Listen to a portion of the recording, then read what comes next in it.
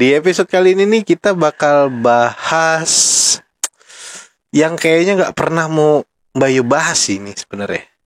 Apa itu? Ramalan. Oh, ramalan. Kirain ini pelunasan hutang. Itu juga kurang sih. itu juga satu materi yang paling males gue tanggepin dari klien. Oh iya. Kenapa? Ya kan dia yang ngutang, masa gue yang ngerjain biar lunas. Kalau gitu kliennya banyak di sini. Banyak serius. Iwan ya? Ya. Nah, ini salah satunya apa? Ramalan. Oh, ramalan. Ya. Okay. Kenapa sih? Dari dulu dari zamannya aneh kenal nih. Itu nggak pernah mau yang namanya ngebahas tentang ramalan. Sebenarnya ada nih sempat ngeramal. Oh, sempat. Bahkan dulunya lebih terkenalnya dengan ramalannya. Oh iya. Ya, bahkan kita membuat ramalan menggunakan media ampas kopi. Oh bisa. Dan teh. Terus juga bisa ada prediksi juga, bisa ada juga ya seperti ramalan-ramalan lainnya. Itu kapan itu? Dulu. Jadi hampir sekitar 7 tahunan lah. 7 tahun yang lalu. Ya, itu masih melayani ramalan. Oke. Tapi kesini-sini lebih udahlah, nggak usah di situ lagi. Nggak usah ke situ lagi lah. Ya. Kenapa? Karena gini, apapun yang gue lihat nih dari ramalan tadi, mau itu prediksi tentang dunia ataupun tentang seseorang, itu terkadang banyak yang jelek-jelek yang bakal terjadi. Oke. Dan gue paling takut kalau apa yang gue lihat itu kejadian nantinya. Iya, karena jadi sebuah kayak apa yang kita lihat jadi afirmasi yang akhirnya itu terjadi. Dan bukan kebanggaan yang kita dapat, tapi ya kayak duka jadinya. Ketakutan tersendiri lah ya. Benar. Intinya kayak nggak mau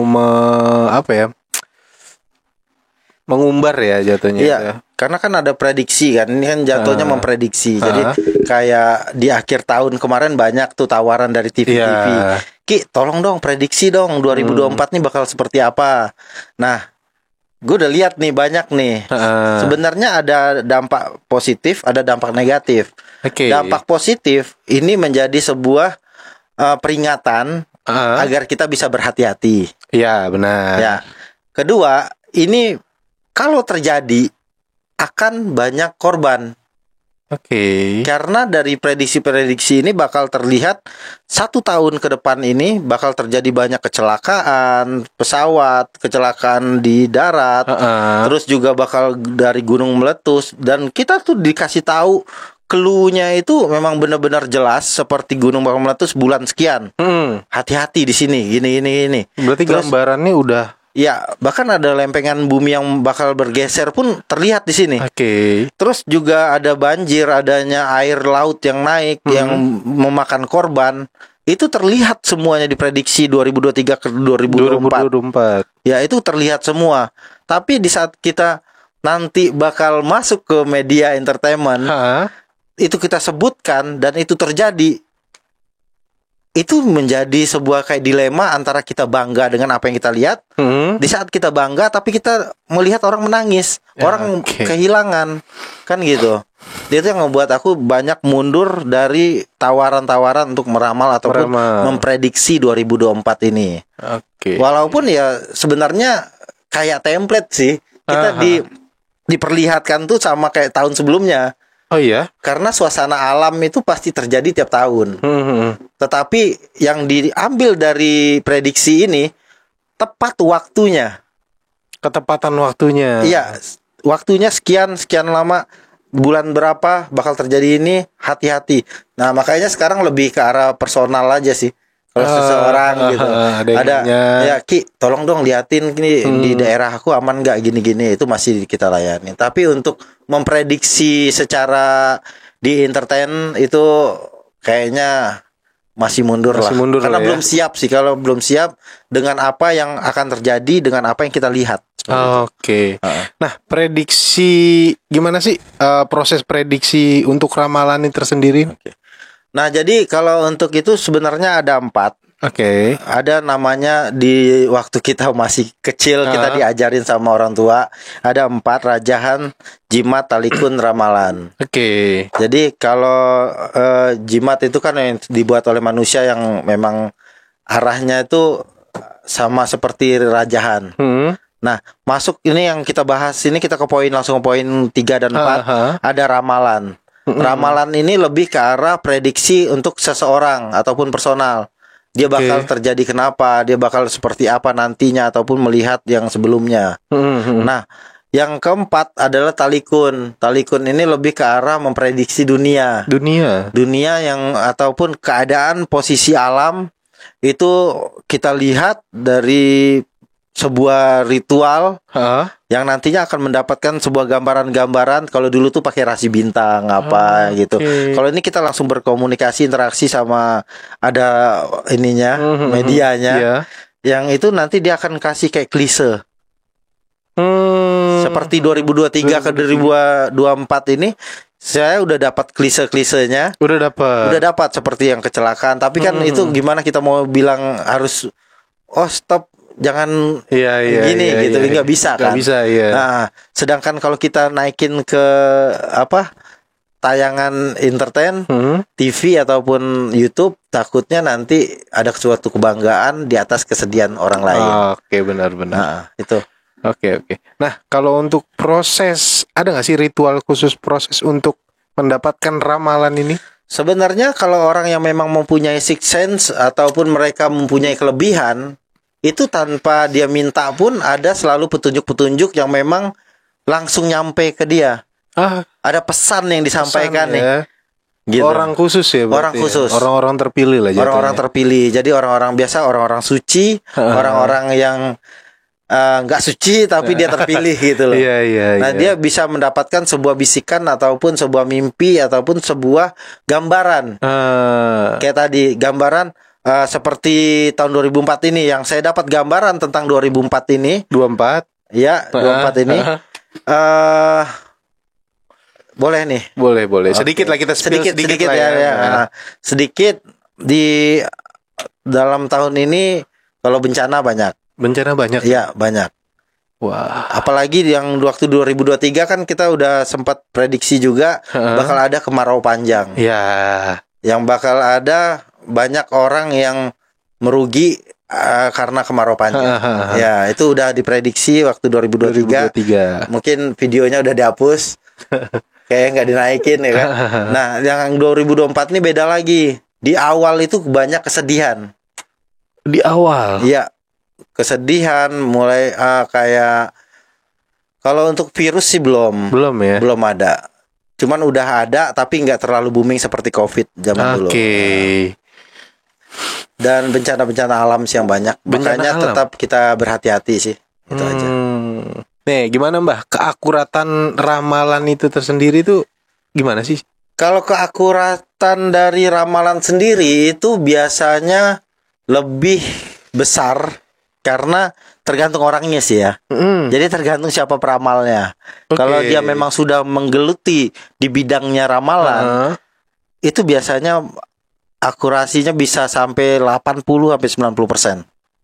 Itu akurat tuh ya. Akurat. 80-90%. Ya, kalau dia emang ngedalamin dan memang di situ ininya kegiatannya. Ya. Itu bisa sampai 90% dan detailnya pun dapat ya dari tanggal sekian, bulan sekian, waktunya segala macam. Itu akurat ya. Jadi beda terawangan sama prediksi. Kalau terawangan itu lebih ke arah cuma melihat. Melihat secara tidak bukan valid tapi dia tidak seakurasi ramalan. Ya, jadi nggak seakurasi ramalan. Nah, gini Mbah, ada nggak sih faktor-faktor tertentu yang mempengaruhi akurat atau enggaknya nih suatu ramalan? Kalau untuk faktornya sendiri biasanya dari keseriusan si peramal sih. Kalau peramalnya memang dia menggeluti itu memang udah jadi kesehariannya dan dia memang mengasah keilmuannya itu itu pasti akurat. Akurat ya. Tetapi terkadang ada juga ramalan nggak bisa kita percaya 100% kan. Setidaknya bisa diambil saripatinya untuk menjadikan sebuah peringatan bagi kita. Gitu. Gimana sih Ki cara peramal ini untuk mempersiapkan diri untuk melakukan untuk memprediksi sebuah ramalan?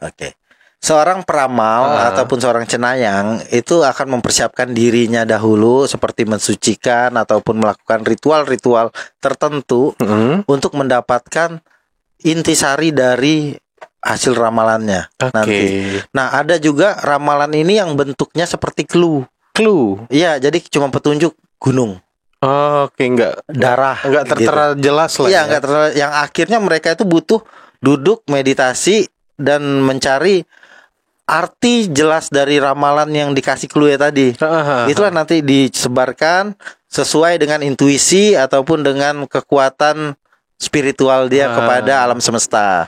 Nah, nanti dari alam semesta akan memberikan sebuah petunjuk yang lebih jelas. Berarti mereka melakukan sebuah ritual khusus lah ya. Betul. Untuk mendapatkan ramalan yang akurasinya untuk lebih pastinya lah ya. Ya, banyak juga di luar sana peramal-peramal yang memang yang lu bilang tadi. Mereka cuma pakai template doang. Jadi random. Jadi mereka sebutkan semuanya.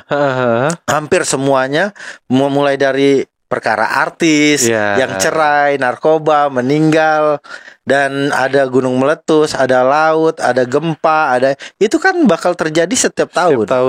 Tetapi jika mereka memang seorang peramal ataupun cenayang yang baik, mereka akan kasih clue yang dimana kejadian ini akan terjadi di bagian ini, bulan sekian. Untuk kalian berhati-hati. Jadi itu lebih bermanfaat gue bilang. Kalau gue kasih masukan ya buat teman-teman yang ramal, mungkin kalian bisa kasih clue yang lebih lengkap agar apa yang kalian ramal, apapun yang kalian dapat dengan secara cenayang itu bisa bermanfaat bagi orang-orang yang nantinya menjadi korban. Boleh, mantap. Ada nggak sih Ki peramal yang meramalkan sesuatu tapi dengan seiring berjalannya waktu ramalan itu gak terjadi? Biasanya faktor apa tuh? Ada faktor tertentu gak yang bikin ramalan itu tuh berubah? Ada juga mereka mendapatkan sebuah gambaran ataupun petunjuk itu kayaknya benar terjadi, tetapi mungkin ada kan banyak agama-agama di Nusantara kita ini yang melakukan setiap tahunnya acara doa tolak bala ataupun acara untuk keselamatan lah, syukuran. Nah, terkadang afirmasi ataupun kekuatan dari doa-doa mereka ini bisa menghalang ataupun ngerubah keadaan yang akan terjadi menjadi lebih baik. Gitu. Nah, ini terakhir nih Ki. Kan udah hampir 6 tahun ya berarti 6 tahun atau 7 tahun sih? 7 tahun udah stop untuk ngeramal. Nah, terakhir waktu 2 tahun atau 3 tahun yang lalu tuh sempet aku suruh orang yang untuk ngeramal. Tahu. Tapi tidak dinaikin dan kejadian apa yang disebutkan itu semuanya. Benar-benar. Itu benar-benar kejadian. Benar. Habis dari situ aku nggak mau ngeramal lagi. Nah, ini untuk terakhir nih, coba kasih sedikit ramalan untuk kedepannya di tahun 2024. Soal presiden boleh? Apapun itu yang. Nah, nih terakhir nih Ki. Coba kasih sedikit ramalan untuk tahun 2024 ke depannya nih. Kalau untuk ramalan ataupun prediksi yang saya lihat di 2024 itu bakal ini yang ringan aja ya. Ringan aja. Masih di artis lawas. Artis lawas. Ya. Kenapa tuh? Kita kehilangan sosok itu lagi. Kita kehilangan artis pelawaka atau dari penyanyi, dari komedian. Di bulan tadi dapatnya bulannya antara 6 sampai 9. 6 sampai 9 ya. Berarti kita bakal kehilangan sosok artis lawas. Ya. Tapi ada juga sih yang kalau artis lain ada di awal-awal tahun ada. Di awal-awal tahunnya. Apalagi? Ada lagi? Ada naiknya air. Naiknya air? Iya, itu di pesisir pantai selatan. Pesisir pantai selatan. Gak usah disebut tingginya. Gak usah disebut lah ya. Semoga aja semua selamat, amin. Panjang umur, amin. Itu yang penting. Iya. Ya, bener. Kita jauhkan dari bala. Jangan. Semoga apa yang gue lihat tadi, gue prediksi sebelumnya tentang 2024 yang jelek-jelek semoga salah. Ya, semoga semuanya membaik, terbaliklah dari apa yang kita lihat. Oke, amin. Oke, udah cukup sampai di sini episode kita kali ini ya. Udah cukup seru nih buat ngebahas. Bentar. Apa nih? Kita lihat dulu. Masa kita ngeprediksi orang terus? Oke. Ya kan? Kita harus prediksi diri kita juga. Oh iya, boleh. Dari sini nih. Gua kaya raya. Amin. Lu mau nggak? Mau? Gue masukin deh. Iya. Bang, Perdi dong, Bang. Iwan juga mau tuh. Iya.